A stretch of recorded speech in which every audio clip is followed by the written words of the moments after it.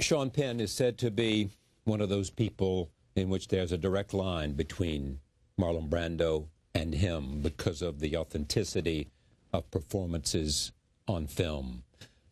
Sean Penn was Marlon Brando's great friend, and I am so pleased that he joins us this evening to remember his friend, Marlon Brando.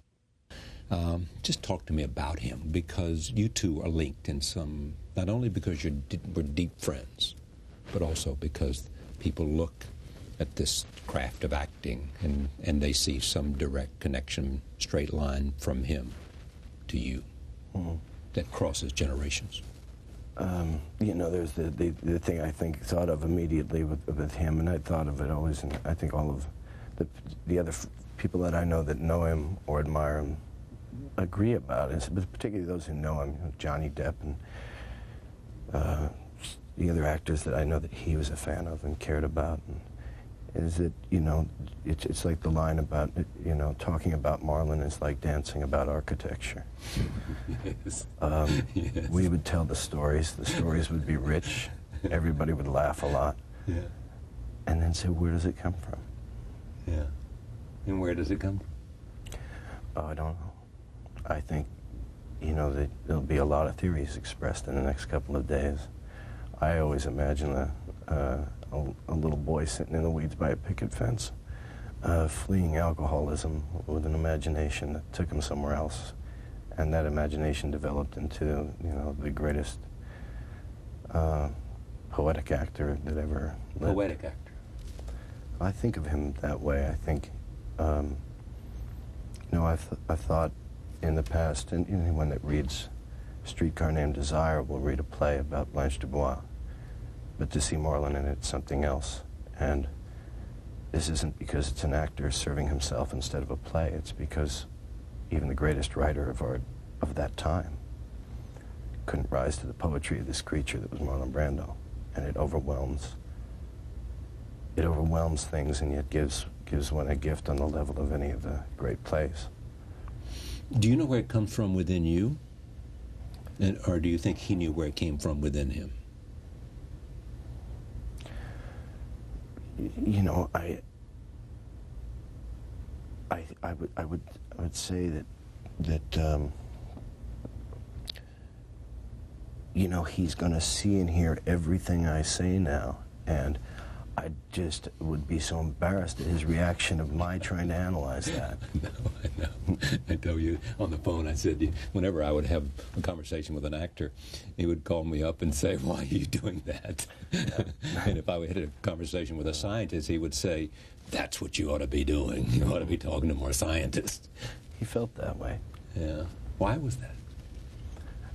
Well, I think that, you know, that Marlon deeply, you know, some of this poetry relates to a human sensitivity.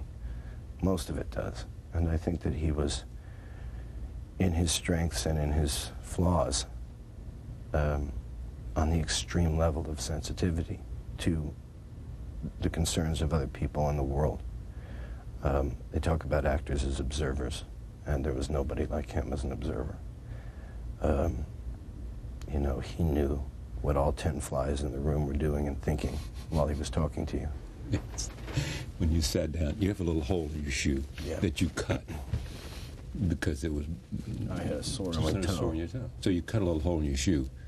Yeah. You saw him recently. Yeah, this is just a week ago, and we were in his room where the light was very dim, and from 12 feet away, he was in the middle of talking about something else, and he says, what's that hole in your shoe, you know? And I don't know another 80-year-old man who sees a tiny little hole in a black shoe with a black sock underneath it at 12 feet. Yeah. In it, you know. When you think about the times you've spent together, what were they like? A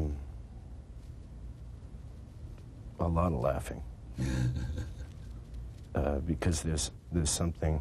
And kidding. A lot of laughing, a lot of kidding, and a lot of... You know, he could talk pretty good. And a lot of that was relative to observations, either of things in the room or things outside the room. And his observations were so acute that he might as well be pantsing everybody on the street. So it's like, you know, look at that guy. Because he would open the person up and it would acknowledge an awareness that you had, but you had it subconsciously. Yeah. And he was able to articulate it with that voice and those eyes, that just made you part of it. He used to always say to me, you sit there every night and you're learning everything. You're learning all this stuff. What are you going to do with it? And he was forever saying, every conversation almost, what are you going to do with it? As if, you know, well, I should be taking this experience of sitting with you and people who come here every night.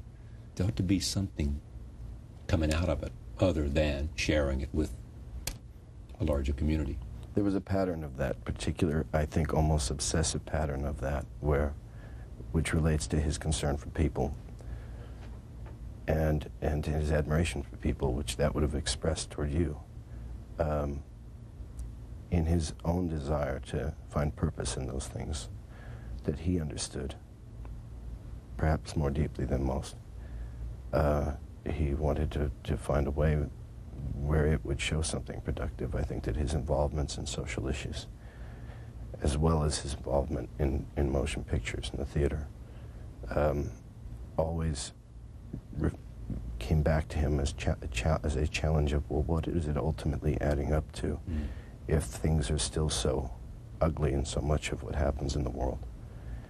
And so that there was and then he would reemerge and try again. But I think to be that curiosity about, well, what do others do with that? And where can we make it really mean something? Was the one side of Marlon, which he would pursue, and when he did it, he gave things that last forever.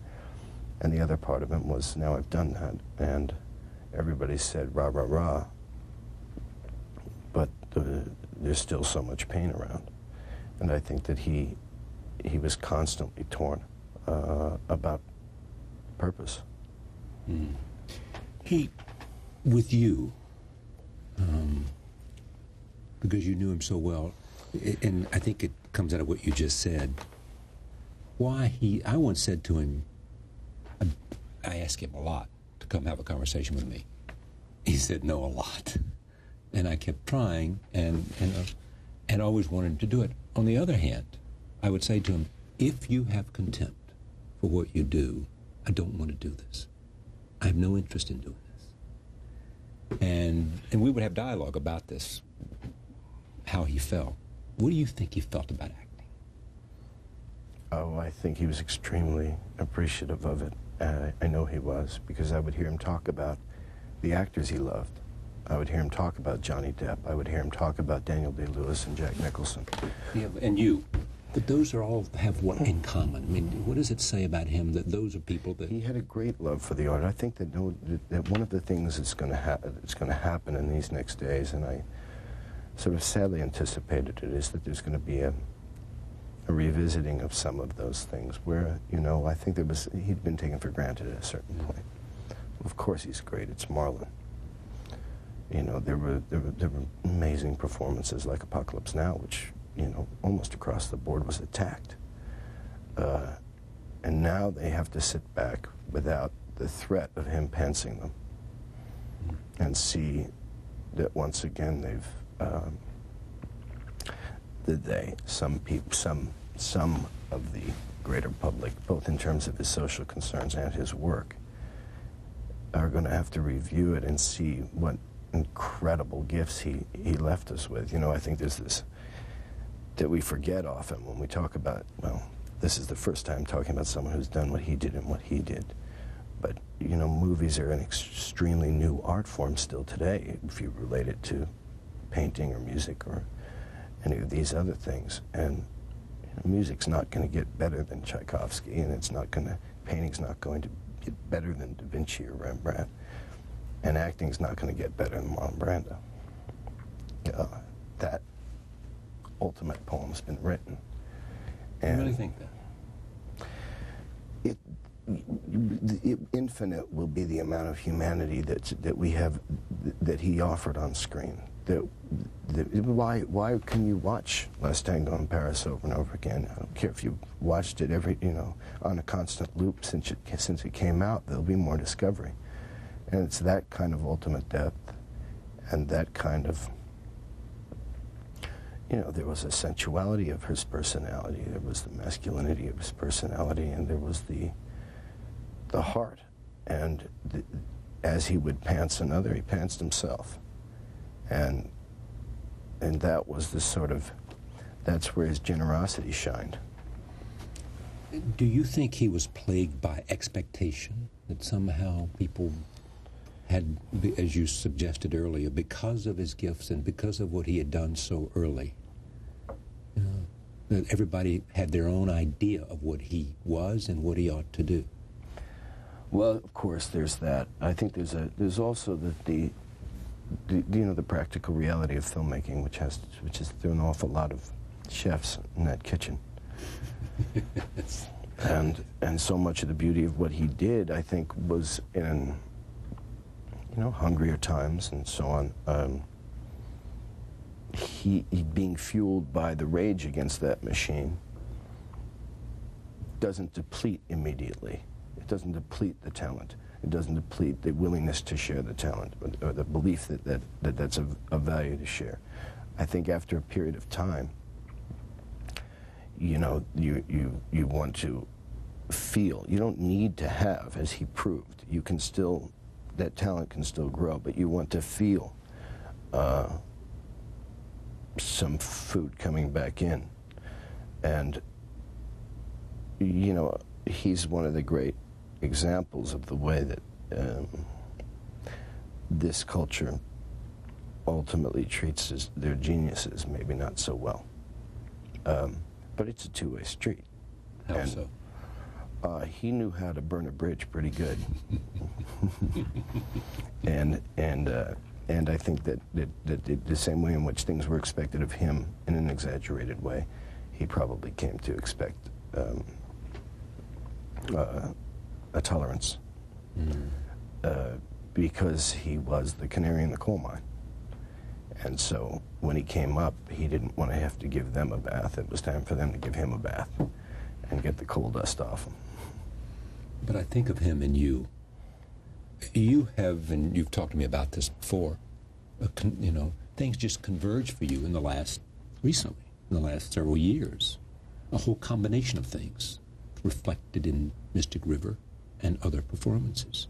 I mean, somehow you went from a period of, at an earlier time, of rage about acting to a point where things converged in terms of scripts and opportunities, and you feeling that you were at the height of your power. I hear a giggle from above saying, what is he? He's going to make you talk about yourself now. Ha ha ha. And I'm not going to do it. That's exactly what he would say. He would say, I know what he's doing. I've watched him. Oh, yeah. He knows you very well. No, probably ways I don't want to know. But he says, continuing, what did he give you? What was you? I started early on this friendship saying, I'll be sycophant, I'll be pal, I'll be co-worker, I'll be, he had given so much before I ever met him.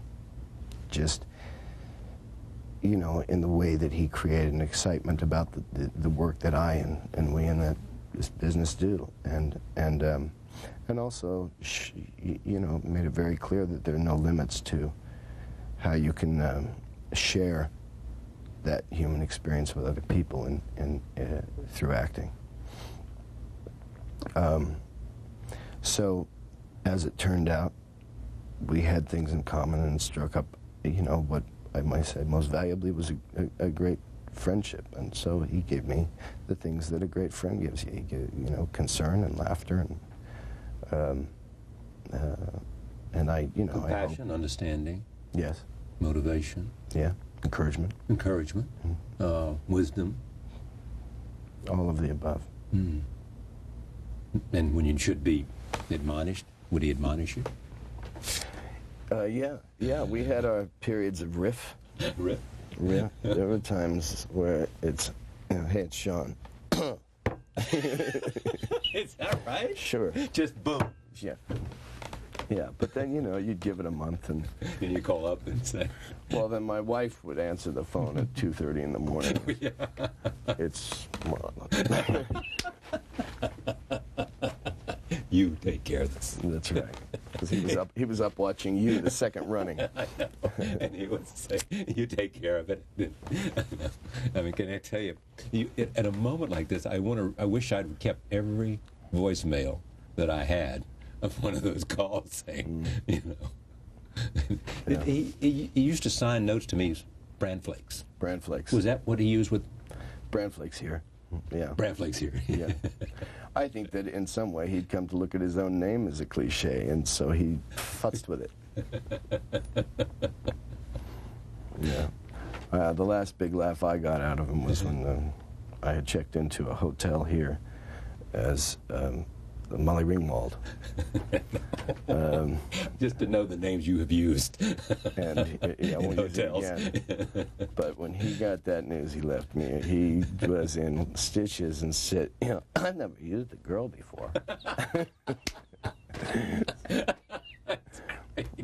But those kinds of little things, he was, that speaks to the playful humor he had. Those were the things that would get him crying on the floor. Oh, that's great. But you know what else it speaks? It speaks to somebody who's alive. Who's alive. Yeah. If he notices both observant and alive. I mean, it's just not a name. I mean, it says. And he was so alive until he's not now. Obviously leaving behind an awful lot. But yeah, he lived it, though uncomfortably at times, to the end. His mind was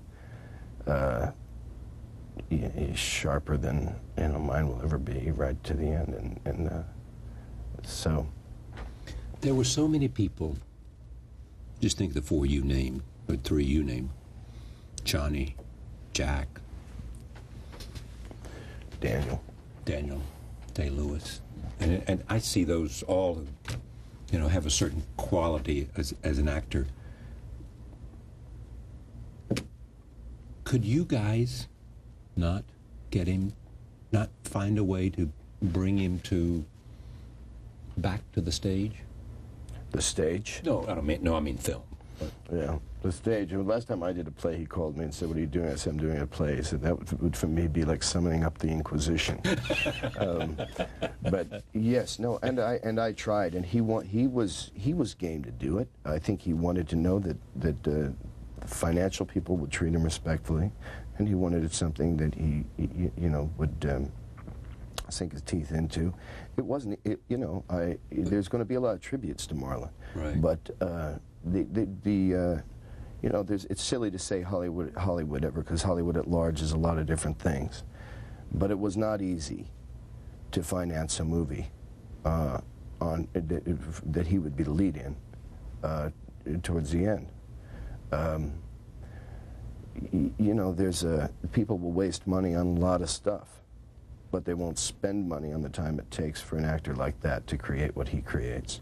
And a lot, I think we lost a lot that's not where the finger can't be pointed squarely at Marlon. I know that we did. I'm sure we did.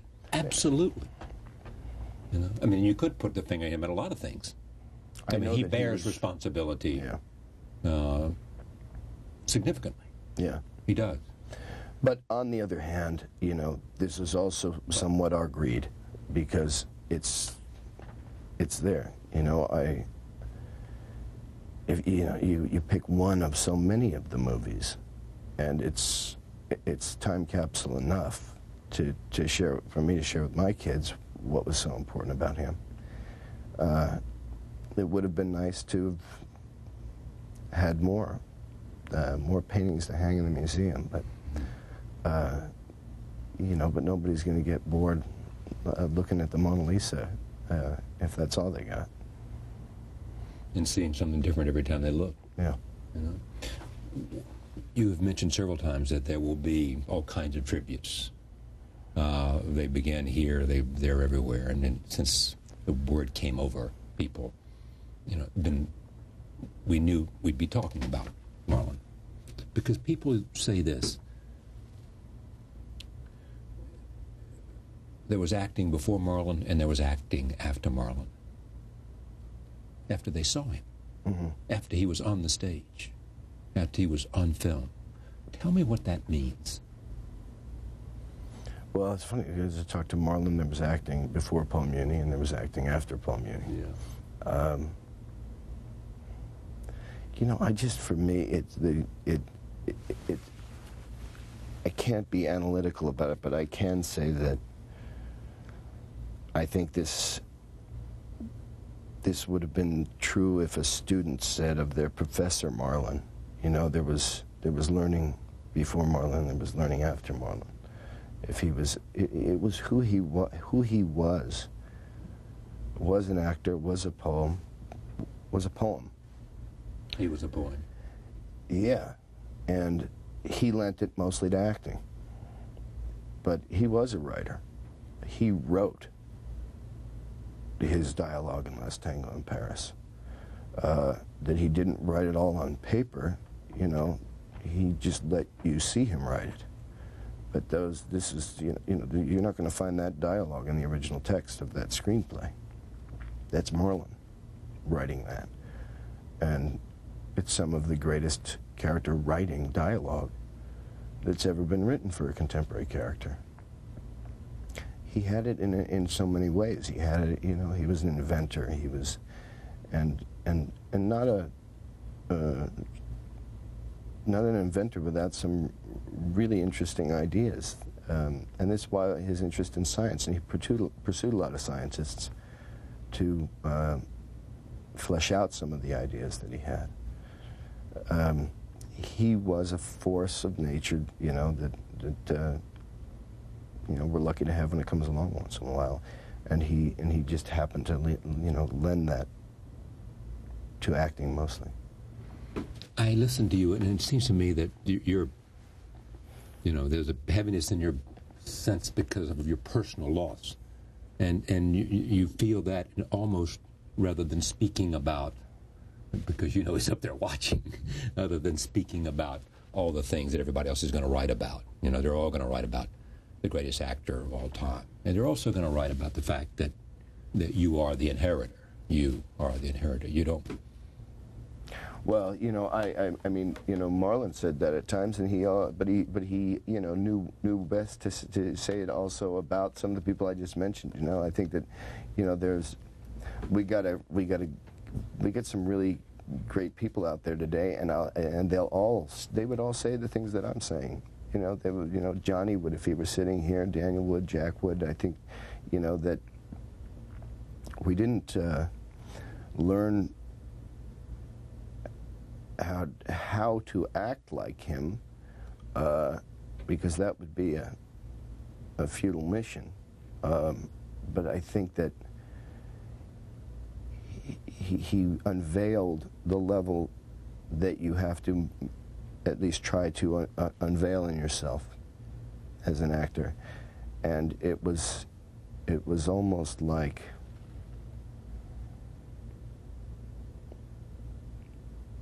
there were times in conversations with him where he would go into fiction, but there was a seamless transition, and the fiction was a setup for a joke or a prank or some way in which you were going to be suckered. But you didn't see a change in the eyes at all. My wife will always tell me, you always go to half-mast when you're going to tell a lie or a joke. Marlon didn't. He was right there. So when you're going to lie, she can tell. But with Marlon, he was that good of an actor, so there was no change. Yeah, he felt that it was all the truth and all a lie. And so there was no kind of self-consciousness in that transition. Did he feel despair about his life? Of course he had, incredible miseries. He spoke about some of them, publicly. Yeah, but I don't mean the things that are so public and obvious. I mean, anybody who has lost to family, that carries deep and never goes away?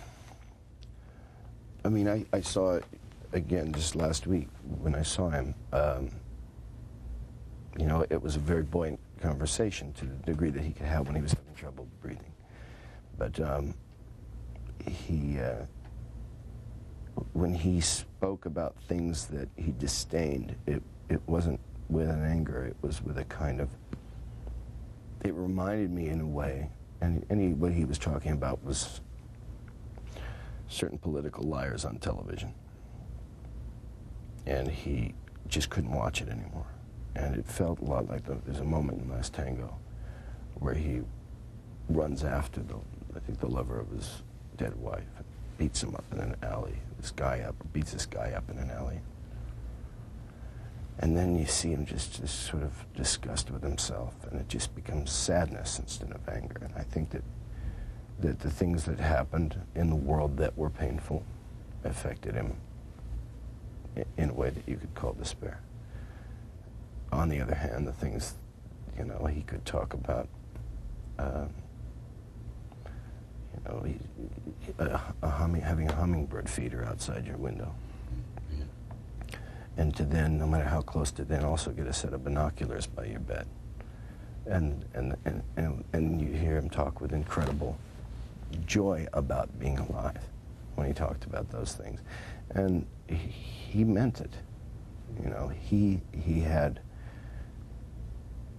this is where he had a kind of patience for letting himself see things that I think many of us take for granted. And the kind of the electricity with which he spoke about those things, you know, did sort of lead you to go out and watch an ant line for 2 or 3 hours. They marched along. Yeah. Say, if I look at that long enough, can I act like you? Can I act like you, the ant? When you talked to him a week ago, did you know it was close to the end? Yeah, he was. He'd been having some trouble for a couple of years, and on oxygen and so on, and so he was in worse shape, but I'd heard him in worse shape before. I'd not necessarily seen him in worse shape, but heard him on the telephone where he was having a tougher time talking, and then he'd make these big comebacks. But it was the first time that he said that he thought he might not beat it.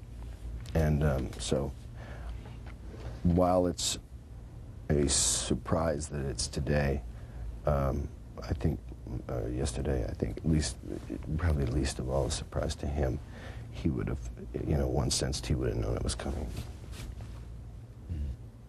There's something about genius that, as far as you know, that makes life that much more complicated because you see it more clearly, you see everything, through a different kind of prism.